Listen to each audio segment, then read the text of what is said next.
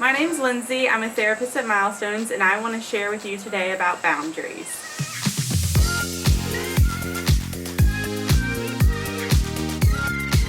Boundaries and sense of self go hand in hand. When we have healthy boundaries, they can do many things for us, such as define who we are in relationships with others, and they empower us to remove our defenses, and they enable us to be more accepting of others that are different from us, and define our legitimate needs.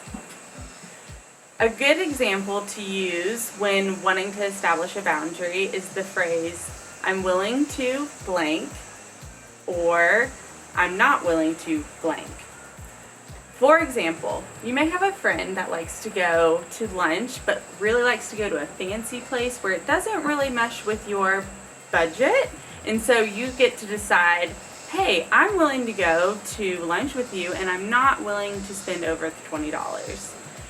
And keep in mind, establishing a boundary is for you in protection of, in that example, your budget. And it's not really for the other person, which is a common misconception. For example, when a boundary is established, there can be a bit of a response that you're not wanting.